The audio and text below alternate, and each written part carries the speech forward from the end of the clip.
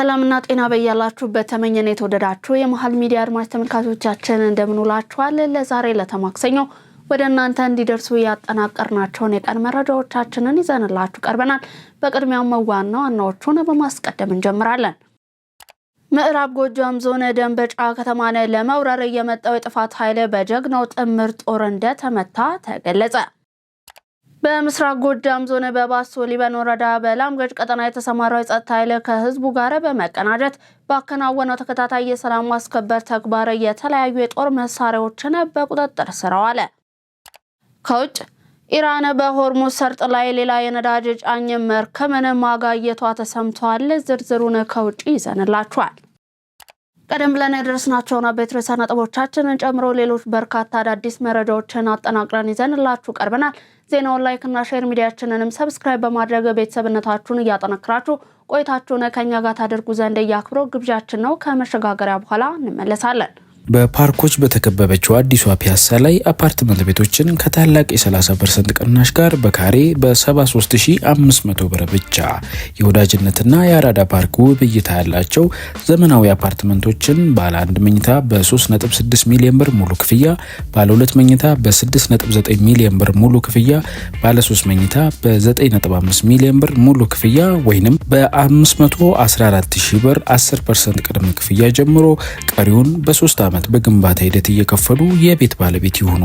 የሪ በከንቱ የሰራተኛ ሰፈር የአሮጌው ቄራ የደጃችሁ የሰፈር ልጆች በአዲሷ ፒያሳ አዲስ ቤት አዲስ መንደር ከሜሪት ፕሮፐርቲስ በመኖሪያ መንደር ውስጥ የከርሰ ምድር ውሃ፣ የመዋኛ ገንዳ፣ ጂምናዚየም፣ ደረጃቸውን የጠበቁ ሰፋፊ ሊፍቶች፣ ምቹና በቂ የመኪና ማቆሚያ፣ አውቶማቲክ ጀነሬተር፣ ሰፊ የጋራ መገልገያ ሰገነት ያካተቱ ናቸው። በተጨማሪም በመሃል ተክለ ሃይማኖት የንግድ ሱቆችን ይዘን መጣን ነው። ቀድሞ ለመመዝገብ በ0988 44 1164 ፈጥኖ ይደውሉ። ሜሪት ፕሮፐርቲስ። ቀዳሚ ወዳደረግነው መረጃችን አለፍ። ምዕራብ ጎጃም ዞን ደንበጫ ከተማን ለመውረር የመጣው የጥፋት ኃይል በጀግናው ጥምር ጦር እንደተመታ ተገለጸ። በርካታው ሲደመሰስ ምርኮኛው ተማርኮ ቀሪውን መግሪያው ጭኝ በማለት መሸሹ ነው የተሰማው። በሌላ ዜና ምስራቅ በለሳነ ዳግም ለመዝረፍ ከእብናት የመጣው የጌቴ የአረጋና የተሾመ ኃይል ቡርሳ ቀበሌ ላይ አንዲት መምህርትን በግፍ ገድሎ መሄዱ ተገልጿል። ይህንን ተከትሎ ውድመት ለማስከተል የመጣው የጥፋት ቡድኑ በአሁኑ ሰዓት በጀግናው ጥምር ጦሩ የተመታ መሆኑ ነው የተነገረው። ህወሓት የሃይማኖት አባቶችን ማሰር መጀመሩ ተሰማ። በራያ ጨርጨር ወረዳ ማሩ ጣቢያ ባሶ ቁሸት መድኃኔዓለም ቤተክርስቲያን የሚያገለግሉ የሰበካ ጉባኤ አመራሮች ፍትሃዊ ባልሆነ ክፍያ ምክንያት መታሰራቸው ነው የተሰማው።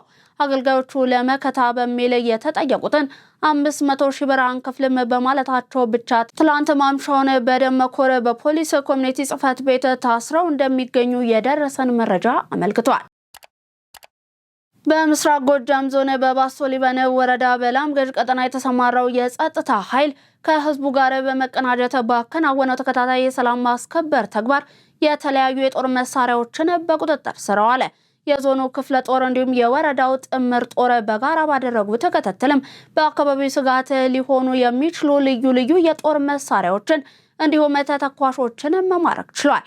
የተሰራው ኦፕሬሽን የቀጠናውን የጸጥታ ስጋትን እየቀነሰ ሲሆንም ህዝቡ ያለ ስጋት የዕለት ተዕለት እንቅስቃሴውን ያለ ስጋት እንዲያከናውን ትልቅ አስተዋጽኦን እያበረከተ ነው ተብሏል። የወረዳው ጸጥታ መዋቅር በአሁኑ ወቅት አካባቢው ሙሉ በሙሉ ወደ ሰላማዊ እንቅስቃሴ እንዲመለስ እንዲሁም በጫካ ያሉ ታጣቂዎች መንግስት ያቀረበውን የሰላም ጥሪ እንዲቀበሉ ያለ መታከት እየሰራ ይገኛል። በአካባቢው ዘላቂ ሰላም እንዲሰፍንም በማህበረሰቡ ከጸጥታ መዋቅሩ ጋር ያለውን ትብብር አጠናክሮ እንዲቀጥልም ጥሪ ቀርቧል። ሻዕቢያ ህገወጥ ስደተኞችን ወደ ሀገሩ እየጠራ ነው ተባለ። የሻዕቢያ አገዛዝ ያጋጠመውን የወጣቶችና የታጣቂ እጥረትን ለመፍታት ከኤርትራ በህገወጥ መንገድ የወጡ ዜጎችን በሙሉ ከዚህ ወር ጀምሮ ህጋዊ ፍቃድ ወይንም ጤሳ እንዲያገኙ እንዲሁም አዳዲስ ፍቃዶችን እንዲያወጡ በተጨማሪም ነባር ፍቃዶችን እንዲያድሱ በማህበራዊ ሚዲያ ሰራዊቱ በኩል እያሰራጨ ይገኛል። ይህንን ጥሪ ተከትሎ ሀገር ሰላም ብለው ወደ ኤርትራ ሲገቡ በግዳጅ ወደ ውትድርና ሊያሰማራቸው መዘጋጀቱ ነው የታወቀው።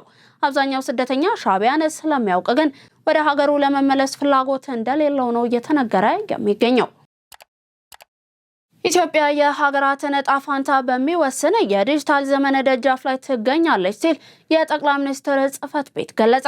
ጽሕፈት ቤቱ ዲጂታል ኢትዮጵያ 2030 የትውልድ ራዕይ በሚል ርዕስ በወጣው መልእክት ኢትዮጵያ የሀገራትን ዕጣ ፈንታን በሚወስነው የዲጂታል ዘመን ደጃፍ ላይ ትገኛለች ብሏል። የኢትዮጵያ ዲጂታል 2030 ብሔራዊ ምላሻችን በራስ በመተማመን በፈጠራ እንዲሁም በታላቅ ዓላማ ተንቀሳቅሰን ያሳየነውን ቁርጠኛነትና የማድረግ አቅም ነው ሲልም አስታውቋል። የጾም ወቅት የመረዳዳት የፍቅርና አብሮነት መገለጫ በመሆናቸው መልካም ተግባራትን በመፈጸም እንዲሁም የተቸገሩ ወገኖችን በመርዳት እያሳለፈን እንገኛለን ሲሉ የሃይማኖት አባቶች ገለጹ። ሀሳባቸው ተጠናቅሯል፣ እንደሚከተለው ይቀርባል። በአሁኑ ወቅት በመላው ሀገሪቱ የሚገኙ የክርስትና እንዲሁም የእስልምና እምነት ተከታዮች የአብይ እንዲሁም የረመዳን የጾም ወቅትን እያሳለፉ ይገኛሉ። ይህ አጋጣሚ አብሮነትን በሚያጠናክሩ የተቸገሩ ወገኖችን በመርዳትና የእርስ በርስ ግንኙነትን በሚያጎለብቱ ተግባራት ታጅበው እያሳለፉ መሆኑንም የቤተ እምነቶቹ የሃይማኖት አባቶችና የእምነቱ ተከታዮች ገልጸዋል። ቆሞስ አባ ሀብተ ሩፋኤል በሰጡት አስተያየትም ጾም በፍቅር በአብሮነትና በመተሳሰብ ሊከወን የሚገባ መንፈሳዊ ተግባር መሆኑን ተናግረዋል። በዚህ ወቅት እየተራቡ የሚደገፉ የታመሙና የታሰሩ ወገኖች የሚጠየቁበት በመሆኑ ጾሙን በዚህ መልኩ እያሳለፍን ነው ብለዋል። የጾም ወቅቶች ለሌሎች ፍጹም በማዘን ማሳለፍ እንደሚገባም ጨምረው ተናግረዋል። የጾም ወቅቶቹ ከሌላው ጊዜ ይበልጥ መልካም ተግባራት የሚበዙባቸውና ከፈጣሪ ይቅርታ የሚጠየቅባቸው መሆናቸውንም አክለዋል። የአላቅሳ መስጊድ አስተዳዳሪ ሀጂ አንዋር ሳላዲን እንደገለጹት ረመዳን ህዝበ ሙስሊሙ በሰላም በአብሮነትና በመረዳዳት የሚያሳልፈው ወር ነው ብለዋል። መረዳዳትና መደጋገፍ ከጥንት አባቶቻችንና እናቶቻችን እየወረስነው መልካም እሴት መሆኑንም አስታውሰው ይህ ልምድ በጾም ወቅት ይበልጥ እንደሚጠናከርም ገልጸዋል። ከአስተያየት ሰጪዎቹ መካከል አቶ ወንዲፍራው ጸጋይ ጾም ወቅቱን ካለን ላይ በመቀነስ ለአቅመ ደካሞችና ለተቸገሩ ወገኖች በማካፈል እያሳለፍን ነው። ይህ መረዳዳት ዘወትር ሊቀጥል ይገባል ብለዋል። አቶ አብራር አህመድ የተባለው አስተያየት ሰጪ በበኩላቸው ህዝቡ ወደ አምላኩ በአንድነት የሚጸልይበት ወቅት መሆኑን ጠቅሰው መረዳዳትና መደጋገፍ የኢትዮጵያን ዘላቂ ባህል ሊሆን ይገባል ነው ያሉት። የሰላም ሚኒስትር በጋሞ ዞን በመሬት መንሸራተት አደጋ ጉዳት ለደረሰባቸው ወገኖች የ3 ሚሊዮን ብር ድጋፍን አደረገ። የሰላም ሚኒስትር መሐመድ እድሪስ ድጋፉን ባስረከቡበት ወቅት እንዳስተላለፉት መልእክትም ወገኖች ከደረሰባቸው ጉዳት እንዲጽናኑ መንግስትና ህዝቡ በቅርበት እየደገፉ መሆኑንም አውስተዋል። በዚህም የሰላም ሚኒስትር ለአደጋው ተጎጆች አሁን ላይ የ3 ሚሊዮን ብር ድጋፍ ማድረጉን ገልጸዋል። ወገኖቻችንን በዘላቂነት ለማቋቋም ድጋፋችን ተጠናክሮ ይቀጥላል ያሉት ሚኒስትሩ በመተባበርና በመደጋገፍ ችግሮችን ማለፍ ይኖርብናል ብለዋል። በተመሳሳይ የደቡብ ኢትዮጵያ ክልል ብሔረሰቦች ምክር ቤት ቱሪዝም ቢሮ እንዲሁም ኢኖቬሽንና ቴክኖሎጂ ቢሮ በጋራ የ300 ሺህ ብር ድጋፍን አድርገዋል። የጋሞ ዞን ዋና አስተዳዳሪ ዶክተር ደምስ አድማሱ ድጋፍ እያደረጉ ላሉ ተቋማትና ግለሰቦችም ምስጋናቸውን አቅርበዋል። አደጋው ከደረሰበት ዕለት ጀምሮ የመንግስት አካላት፣ የተለያዩ መንግስታዊና መንግስታዊ ያልሆኑ ተቋማት እንዲሁም ግለሰቦች ተጎጂዎችን በመደገፍና በማጽናናት ላይ መሆናቸውንም ገልጸዋል። የዕለት ደራሽ ድጋፍ ስራው እንዳለ ሆኖ በአስተዳደሩ በኩል በዘላቂነት የማቋቋም ስራ ተጠናክሮ እንደሚቀጥል ገልጸውም በዚህም ተግባር ከተጎጂዎች ጎን የቆሙ ሁሉ ምስጋና ይገባቸዋል ብለዋል። በትላንትናው ዕለትም የተለያዩ መንግስታዊና መንግስታዊ ያልሆኑ ተቋማት 3.3 ሚሊዮን ብር የሚገመቱ የአይነትና የገንዘብ ድጋፍ ማድረጋቸው ይታወሳል።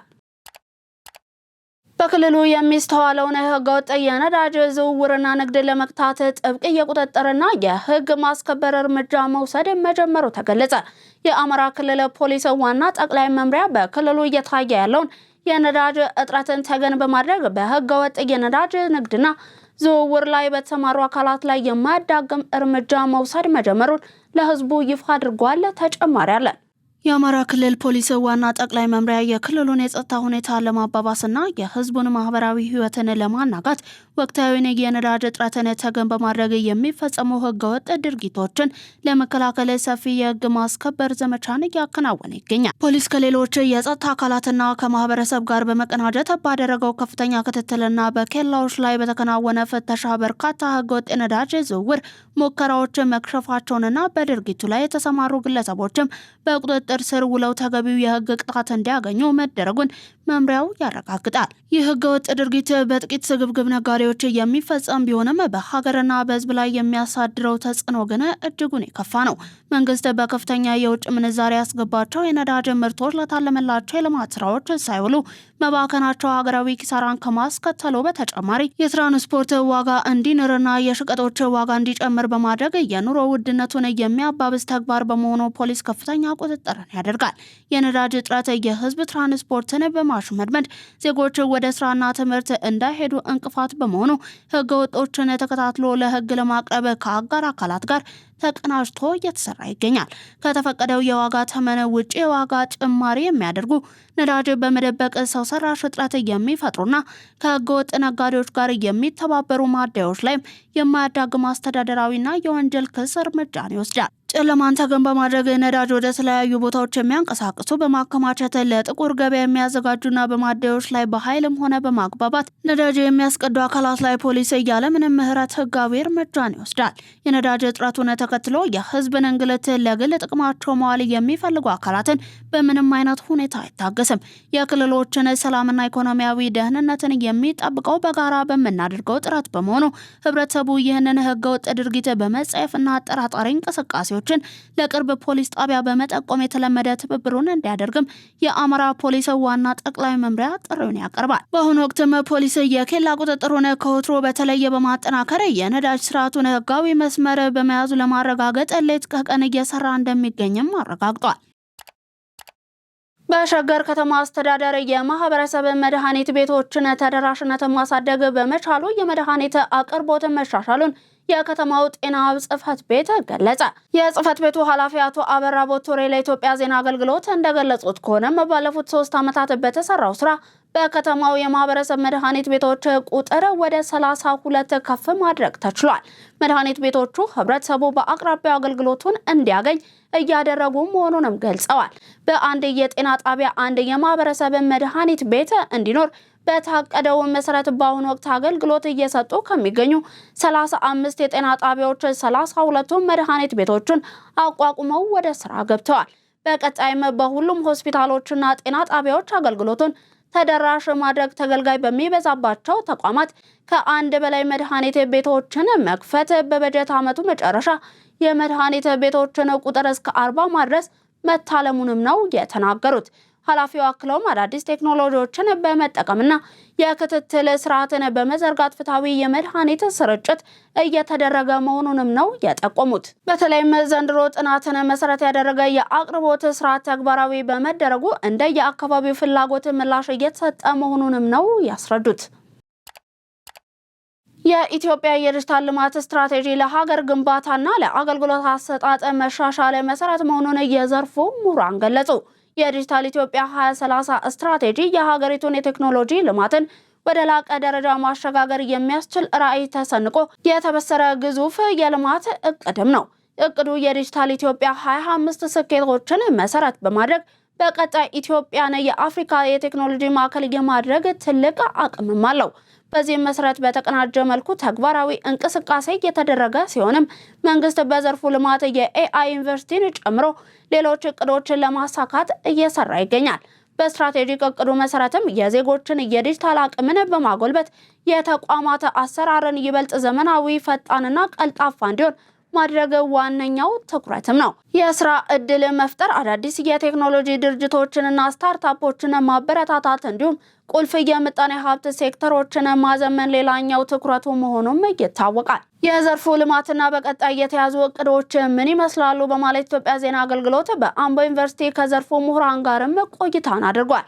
ከምሁራኑ መካከል በዩኒቨርሲቲው የኢንፎርሜሽን ኮሚኒኬሽን ቴክኖሎጂ ዳይሬክተር ዶክተር ናኦል በቀለ እንደገለጹት በኢትዮጵያ የሚሰጡ አገልግሎቶችን ዲጂታል ማድረግ ዘርፈ ብዙ ጠቀሜታዎች አሉት ብለዋል። በኢትዮጵያ በየዓመቱ ከ6000 በላይ ሰዎች በአንጀት ካንሰር እንደሚያዙ የጤና ሚኒስቴር አስታወቀ። የጤና ሚኒስቴር ከጥቁር አንበሳ ስፔሻላይዝድ ሆስፒታል ጋር በመተባበር የዓለም የአንጀት ካንሰር ወረን ምክንያት በማድረግ የግንዛቤ ማስጨበጫ መርሃ ግብርን እያካሄደ ይገኛል። በጤና ሚኒስቴር የተላላፊ በሽታዎችን መከላከል እንዲሁም መቆጣጠር መሪ ስራ አስፈጻሚ ዶክተር ህይወት ሰለሞን እንደገለጹትም የአንጀት ካንሰር የህብረተሰብ የጤና ችግር እየሆነና ከጊዜ ወደ ጊዜ ችግሩ እየሰፋ በመሄድ ላይ ይገኛል ብለዋል። የአንጀት ካንሰር በወንዶች ላይ ከሚከሰቱ የካንሰር አይነቶች መካከል የመጀመሪያውን ደረጃ የሚይዝ ሲሆንም በሴቶች ላይ ደግሞ ከጡትና ከማህፀን በር ጫፍ ካንሰር ቀጥሎ በሶስተኛ ደረጃ ላይ እንደሚገኝም አሳውቀዋል። በኢትዮጵያ በአመት 80,000 አዳዲስ የካንሰር ታማሚዎች ሕክምና ለማግኘት ወደ ጤና ተቋም እንደሚሄዱ ገልጸው ከ6000 በላይ የሚሆኑት ደግሞ በአንጀት ካንሰር የሚያዙ ሰዎች መሆናቸውንም ነው የተናገሩት። የተወደዳችሁ የመሃል ሚዲያ አድማጭ ተመልካቾቻችን እየተመለከታችሁ የምትገኙት ለዛሬ ለተማክሰኞ ወደ እናንተ እንዲደርሱ የተጠናቀሩትን የቀን መረጃዎቻችን ነው። አሁን ደግሞ ከውጭ የዜና ምንጮች ወደ ያዝናቸው እናልፋለን። አሁን ቤት መግዛት ተችሏል። ከዚህ በፊት ያወጣነው ቅናሽ ያመለጣችሁ ውድ የመሃል ሚዲያ ቤተሰቦች በጥያቄያችሁ መሰረት ለ15 ውድ የመሃል ሚዲያ ቤተሰቦች ብቻ 35% እውነተኛ ልዩ ቅናሽ በሁሉም ብሎኮች ላይ አቅርበናል። እንዲሁም አንድ ቤት ለገዛ አንድ ቤት በነፃ የሚያገኙበት እድል ተመቻችቷል። 60% ከወለድ ነፃ የባንክ ብድርም በረጅም ዓመት የክፍያ አማራጮችን አቅርበናል። ከባለ 1 እስከ ባለ 4 መኝታ አፓርትመንቶችን እንዲሁም ፔንታውስን ጨምሮ ፓኖራሚክ ቪው ማለትም በአራቱም አቅጣጫ የከተማና ውብ የተፈጥሮ እይታ፣ በእያንዳንዱ ቤቶች ፕራይቬት ሊፍት የተገጠመላቸው፣ የልጆች መጫወቻ፣ የስፖርት ማዘውተሪያ፣ የመዋኛ ገንዳ፣ ጂምና ቤተ መጻሕፍት፣ ፓርኪንግና ኤሌክትሪክ ቻርጅ መሙያን ጨምሮ ሁሉንም አቀፍ መዝናኛዎችን በነፃ ያገኛሉ። በመዲናችን አዲስ አበባ በነፋሻማው አለቡ መብራት እጅግ ማራኪና ቅንጡ በሆነው ኮምፓውንድ መንደራችን ውስጥ በ5% ቅድመ ክፍያ ብቻ የቤት ባለቤት ይሁኑ። ለበለጠ መረጃ ከታች ባለው ስልክ ይደውሉ። ኢራን በሆርሙዝ ሰርጥ ላይ ሌላ የነዳጅ ጫኝ መርከብንም ማጋየቷ ተነገረ። የሲቢኤስ ኒውስ እንዲሁም ፎክስ ኒውስ የዛሬ ዘገባዎች እንደሚያረጋግጡት ከሆነ ኢራን ዛሬ በሆርሙዝ ሰርጥ ላይ የአሜሪካ ንብረት የሆነችን የነዳጅ ጫኝ መርከብ ላይ ጥቃትን ሰንዝራለች። ይህም ባለፉት ጥቂት ሳምንታት ውስጥ ብቻ በተለያዩ መርከቦች ላይ የተፈጸሙ ጥቃቶች ብዛት ከ20 በላይ መድረሱን ሮይተርስ ዘግቧል። ስሪላንካ ነዳጅን ለመቆጠብ ረቡዕ ቀንን የእረፍት ቀን አድርጋ አወጀች። ነዳጅ ቁጠባን በተመለከተም የስራ ቀናትም ወደ 4 ዝቅ ብለዋል። የመካከለኛው ምስራቅ ጦርነትን ተከትሎ የነዳጅ ዋጋ በአንድ በርሜል $100 መድረሱና በሆርሙዝ ሰርጥ ላይ የነዳጅ ጉዞ መገታቱን በእስያ ሀገራት ላይ ከፍተኛ ቀውስን አጋጥሟል። ሊከሰት የሚችለውን የነዳጅ እጥረትን ለመቋቋም ስሪላንካ በየሳምንቱ ረቡዕ የመንግስት መስሪያ ቤቶች ዝግ የሚሆኑበትን የእረፍት ቀን አድርጋ አውጃለች። እንደ መንግስት መመሪያ መሰረትም ይህ ትምህርት ቤቶችንና ዩኒቨርሲቲዎችንም የሚጨምር ነው ተብሏል። ነገር ግን እንደ ጤና እንዲሁም ኢሚግሬሽን ያሉ አስፈላጊ አገልግሎቶች ላይ በተሰማሩ የመንግስት ተቋማት ላይ ተጽዕኖ እንደሌለው ነው የተገለጸው። በሀገሪቱ ረቡዕ የእረፍት ቀን መደረጉን ተከትሎ የስራ ቀናት ወደ 4 ቀናት ዝቅ እንዲልም ተደርጓል። ከዚህ በተጨማሪም ዜጎች በኮታ ነዳጅ የሚገዙበት የብሔራዊ ነዳጅ ፖስ ምዝገባ መጀመሩም ተመላክቷል። 15 ሊትር ለግል መኪና፣ ለሞተር ሳይክል 5 ሊትር እንዲገዙ የሚገድብ ሽንሸናም ተደርጓል ተብሏል። የሀገሪቱ ፕሬዝዳንት ማኑራ ኩማራ ለከፋው መዘጋጀት አለብን ሲሉ አስጠንቅቀዋል።